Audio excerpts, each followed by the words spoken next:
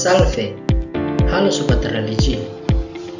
Pada video kali ini saya akan memberikan pemahaman tentang penguatan moderasi beragama dalam pandangan ajaran iman Katolik.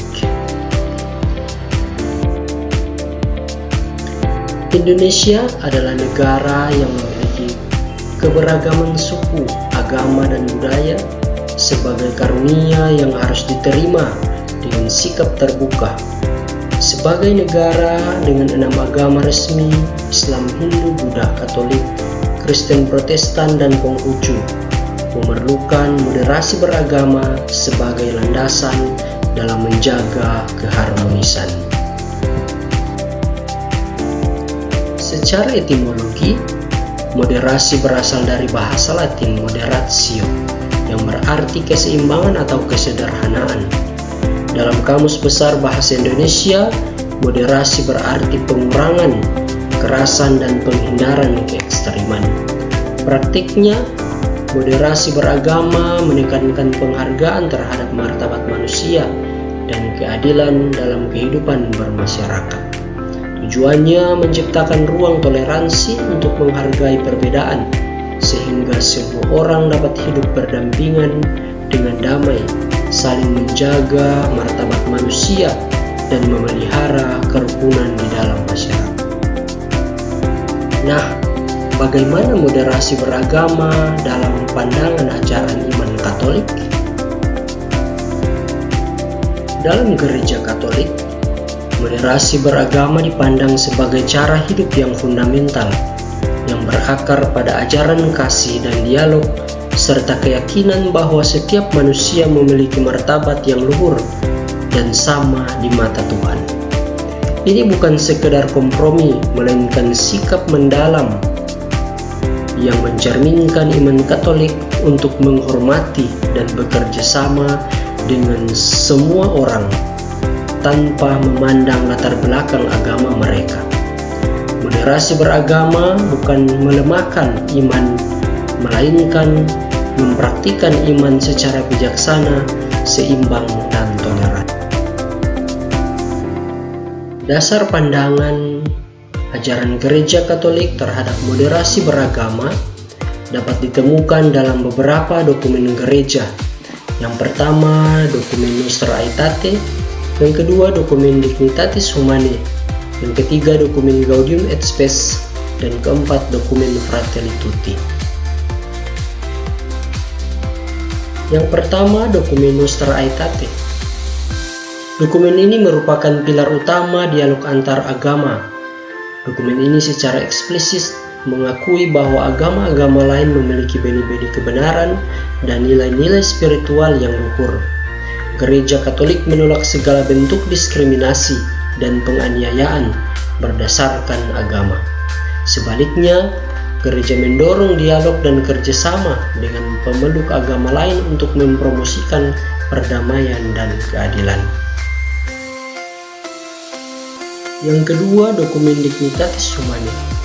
Dokumen ini menegaskan hak setiap individu untuk memeluk agama apapun tanpa paksaan. Kebebasan beragama dipandang sebagai hak fundamental yang berakar pada martabat manusia. Yang ketiga, dokumen Gaudium et Spes. Gaudium et Spes atau kegembiraan dan harapan adalah sebuah konstitusi pastoral yang berbicara tentang gereja dalam dunia modern. Dokumen ini menyerukan umat Katolik untuk terlibat secara aktif dalam masyarakat dan bekerja sama dengan semua orang yang berkehendak baik untuk membangun dunia yang lebih manusiawi dan adil. Dari kodratnya yang terdalam, manusia bersifat sosial dan tanpa berhubungan dengan sesama, ia tidak dapat hidup atau mengembangkan bakat pembawaannya. Ini menjadi landasan penting bagi kerjasama lintas iman dalam isu-isu sosial dan kemanusiaan. Yang keempat, dokumen Fratelli Tutti. Dokumen Fratelli Tutti atau saudara sekalian merupakan dokumen yang ditulis oleh Paus Fransiskus dan diterbitkan pada tahun 2020 dengan tema utama persaudaraan universal. Paus Fransiskus menyoroti pentingnya hidup bersama dalam kebersamaan dan saling membantu, terlepas dari perbedaan agama dan budaya. Paus Fransiskus melalui dokumen ini mengajak umat Katolik dan seluruh umat manusia untuk menciptakan budaya kasih yang memperkuat persaudaraan di tengah perbedaan. Kehidupan bersama yang penuh kasih dan kepedulian adalah kunci untuk menciptakan perdamaian dalam masyarakat.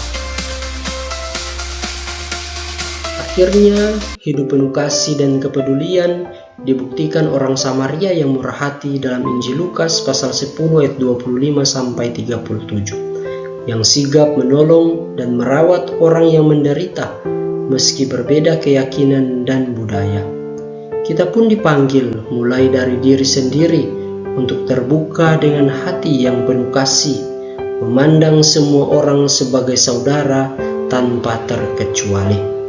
Tindakan kemanusiaan yang dilandasi oleh kasih akan selalu melihat orang lain sebagai saudara. Yesus sendiri berkata bahwa kamu semua adalah saudara. Karena itu, hendaklah kamu saling mengasihi sama seperti aku telah mengasihi kamu. Mari dengan hati terbuka kita memandang setiap orang dengan cinta dan persaudaraan. Sekian dan terima kasih. Tuhan memberkati. Salam Pancasila.